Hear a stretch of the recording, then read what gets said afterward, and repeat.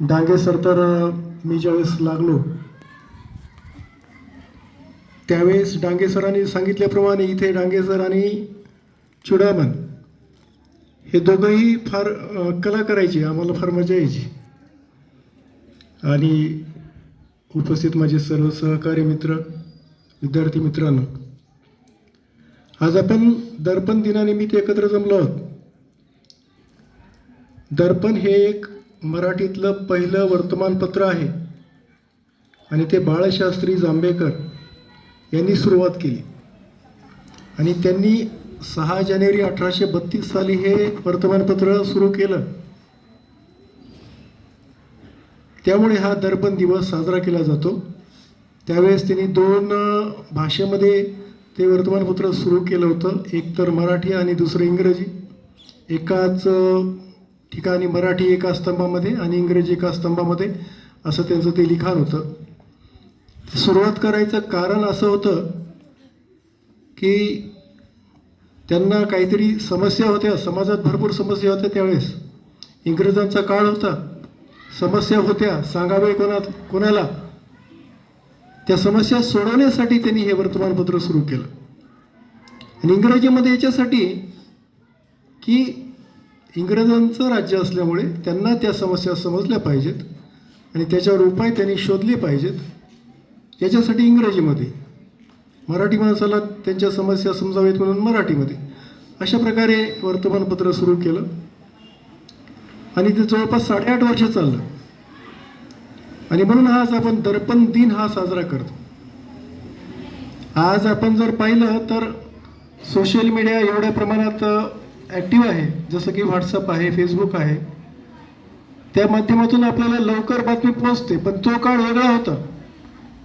त्या काळामध्ये बातमी पोहोचवणं एवढं सोपं नव्हतं. आज जेवढं सोपं झालंय, आज एका सेकंदामध्ये बातमी जाते, तसा तो काळ नव्हता. त्या काळामध्ये बाळशास्त्री जांभेकरांनी हे लोकजागृतीचं काम केलेलं आहे आणि तेच काम इथे असणारे, आज आपल्या सोबत असणारे पत्रकार सर्व करत असतात. इथे लाठीजी जे व्यासपीठावर बसलेले आहेत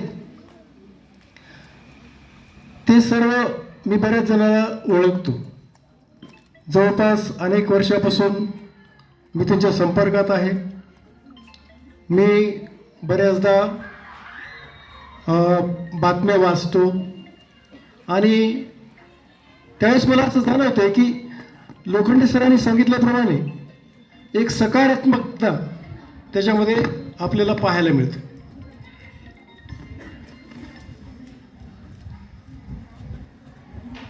हॅलो, सकारात्मकता पाहायला मिळते.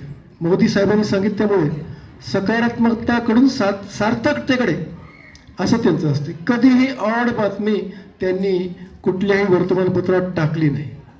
आता डांगे सरनं बोलता बोलता म्हणले की लोखंडे सर कधी म्हणजे विरोधातली बातमी टाकतच नाहीत, चांगली बातमीच टाकतात. त्यांना दुसरं विरोधातली बातमी टाकणं त्यांना आवडतच नाही. म्हणजे आणि हे मी जाणवलं, मला इतक्या वर्षात कधीही अशी बातमी टाकली नाही.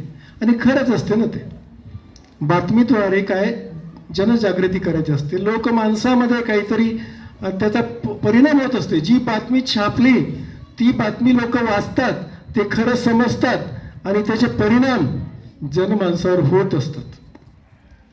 एखाद्या चांगल्या पदावर जर व्यक्ती असेल आणि जर एखादी चूक त्याच्याकडून घडली आणि ती बातमी जर वर्तमानपत्रात आली, असं गृहीत धरू, तर काय होईल?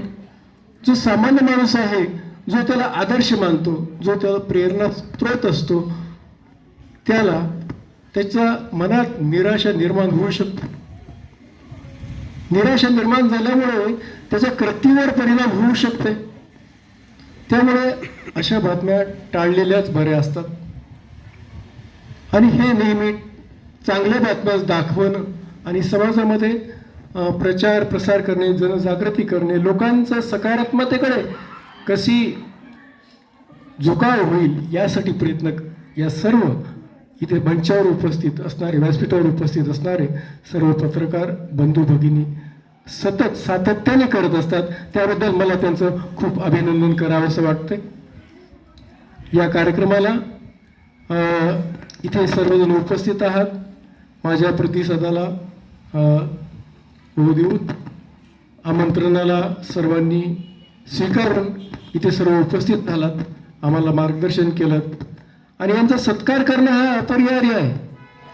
ही एवढं चांगलं काम करत असतात आणि जर शाबासकीची थाप देणं एवढं मी मोठा नाही आहे, पण कुठेतरी त्यांना असं वाटलं पाहिजे की आपण चांगलं काम करत असताना अजून प्रोत्साहन मिळावं असं कोणालाही वाटतं. त्या दृष्टिकोनातून त्यांचा सत्कार करणं हे अपेक्षितच होतं आणि करायलाच पाहिजे, प्रत्येकाने करायलाच पाहिजे, प्रत्येक समाज घटकाने केला पाहिजे. आणि त्या प्रती त्यांनी माझ्या आमंत्रणाला प्रतिसाद देऊन इथे सर्वजण उपस्थित राहिलेले आहेत, त्याबद्दल मी सर्वांचे आभार मानतो आणि माझे 2 शब्द संपवतो. जय हिंद, जय महाराष्ट्र.